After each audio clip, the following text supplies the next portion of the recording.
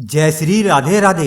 एक भिखारी एक दिन सुबह अपने घर के बाहर निकला और सोचता है कि आज त्योहार का दिन है, आज गांव में बहुत भिक्षा मिलने की संभावना है। वो अपनी झोली में थोड़े से चावल के दाने डालकर बाहर आया। वो इसलिए क्योंकि झोली अगर भरी दिखाई पड़े तो देने वाले को आसानी होती है। उसे लगता है कि किसी और ने भी दिया है। सूरज निकलने के करीब है, रास्ता सोया है, अभी लोग जाग ही रहे हैं।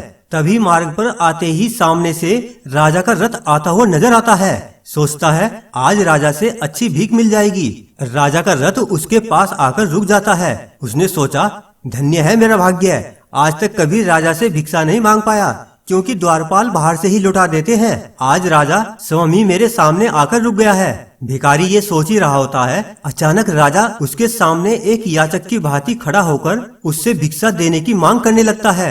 राजा कहता है कि आज देश पर बहुत बड़ा संकट आया हुआ है। ज्योतिषियों ने कहा है इस संकट से उबरने के लिए यदि मैं अपना सब कुछ त्याग कर एक याचक की भांति भिक्षा ग्रहण करके लाऊंगा तभी इसका उपाय संभव है। तुम आज मुझे पहले आदमी मिले हो, इसलिए मैं तुमसे भिक्षा मांग रहा हूँ। यदि तुमने मना कर दिया तो देश का संकट टल नहीं पाएगा, इसलिए तुम मुझे भिक्षा में कुछ भी दे दो। भिखारी तो सारा जीवन मांगता ही आया था, कभी देने के लिए उसका हाथ उठा ही नहीं था। सोच में पड़ गया कि आज कैसा समय आ गया है, एक भिखारी से भिक्षा मांगी जा रही है और मना भी नहीं कर सकता। अब उसने बड़ी मुश्किल से एक चावल का दाना निकालकर उसने राजा को दिया।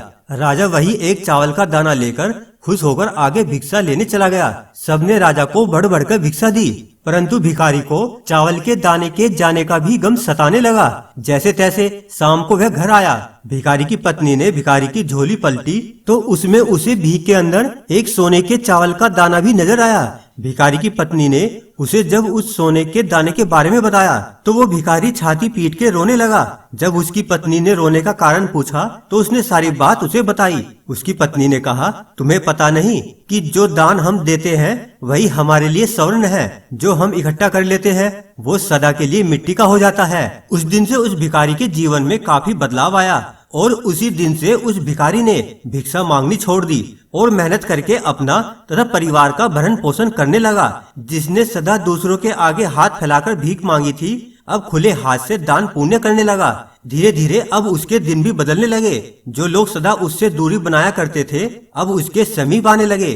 अब वो एक भिखारी की जगह दानी के नाम से जाना जाने लगा। तो इस कहानी का सार यही है कि जिस इंसान की प्रवृत्ति देने की होती है उसे कभी किसी चीज की कमी नहीं होती, और जो हमेशा लेने की नियत रखता है उसका कभी पूरा नहीं पड़ता। जय श्री राधे राधे।